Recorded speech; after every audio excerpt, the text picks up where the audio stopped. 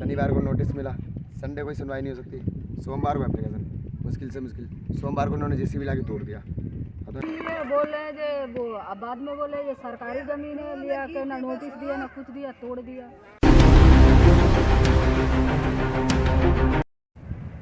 नमस्कार, मैं सुभाष व्यास आज आपको दक्षिण दिल्ली के संगम विहार इलाके में लेके आया हूं और यहां पर आप ये देख रहे हैं, ये संगम विहार के बैक साइड का वन है और ये वन के साथ में ये दीवार है और दीवार के इस पार सैकड़ों की संख्या में यहाँ पर मकानों को बुलडोजर ने तोड़ा और तोड़ने के बाद में यहाँ के सैकड़ों घरों को ऐसे हो गया जैसे खंडर में तब्दील हो गए।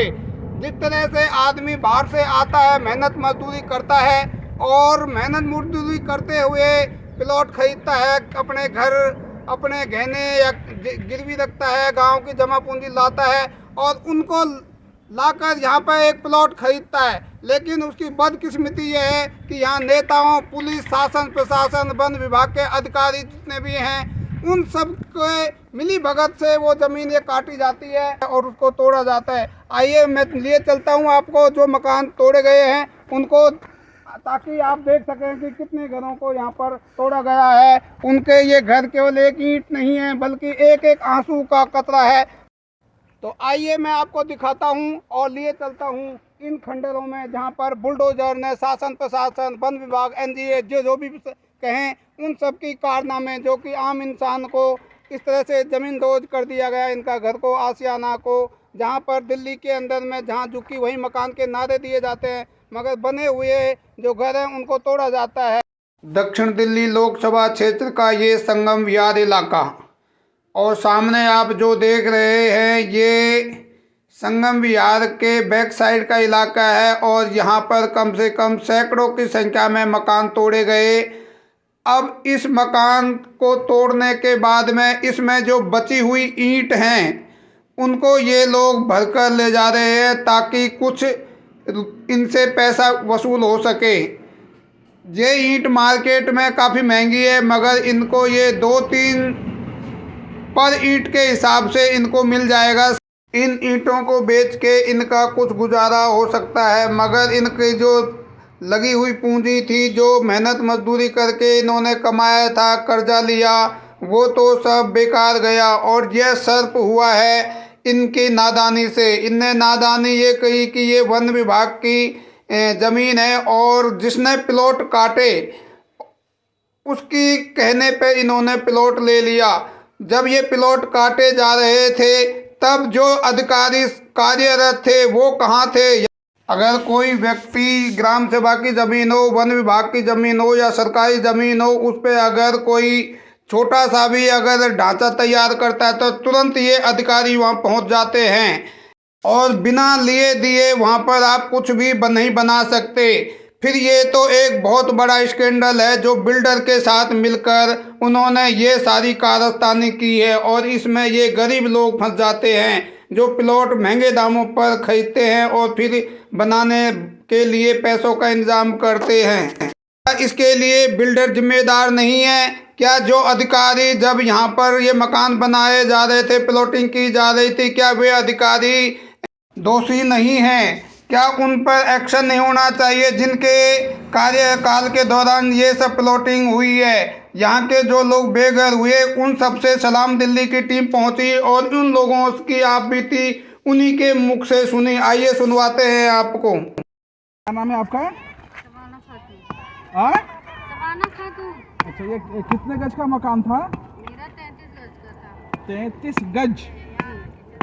तो ये क्या कह के तोड़ा? कह रहे हैं लीगल है, सरकारी जमीन है। सरकारी। तो आप लोगों ने कब से इसमें रह रहे हो? सर अभी 1 साल हुआ बनाया घर, अभी 1 साल भी नहीं हुआ। मम्मी आपकी पहले इसी घर में रहते थे? आप कहाँ रहते हो? खाना खाला के यहाँ कितना दूर है यहाँ से? 15 मिनट का रास्ता। अच्छा अच्छा, ये कितने में मकान लिया था आप लोगों ने?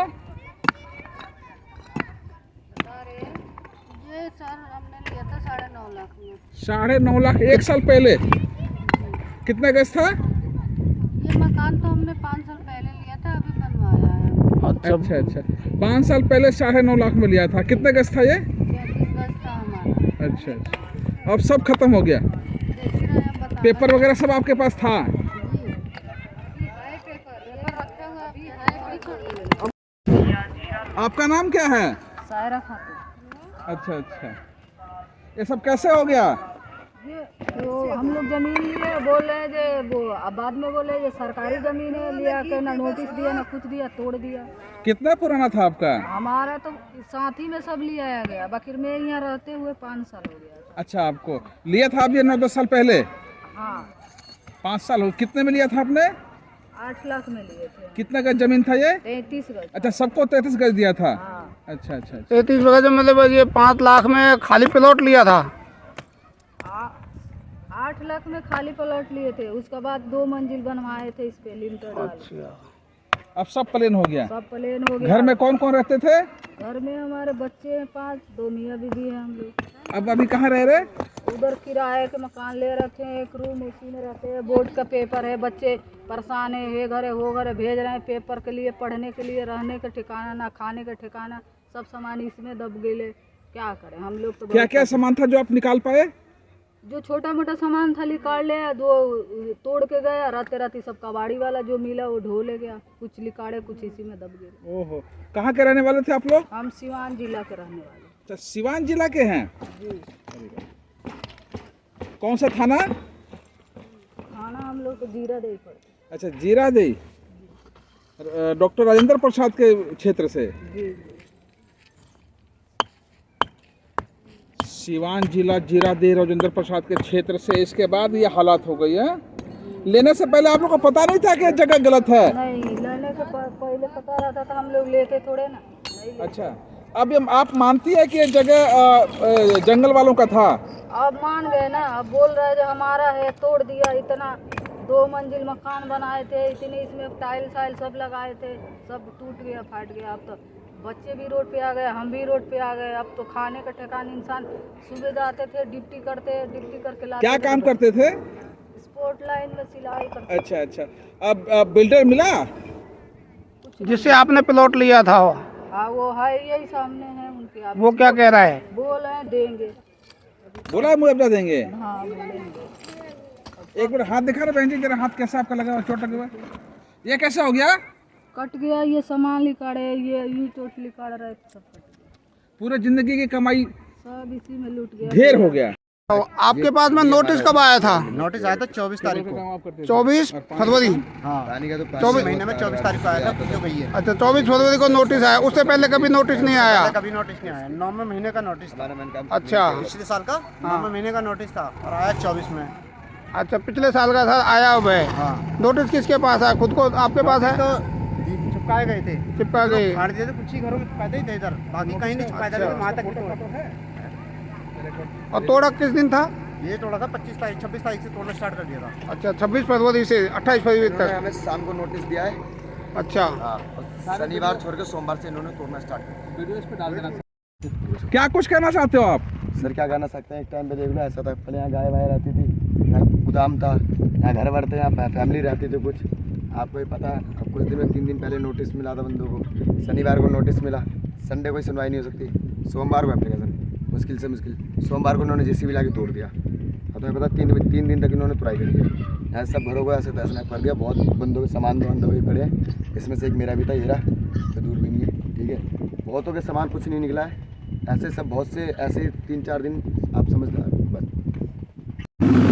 इस कॉलोनी के तोड़ने का नज़ारा आप देख रहे हैं और सामने जो ये मकान आपको दिखाई दे रहा है, इसके उस तरफ भी तोड़े गए और उसके इस तरफ भी तोड़े गए, मगर इस मकान को नहीं तोड़ा गया है।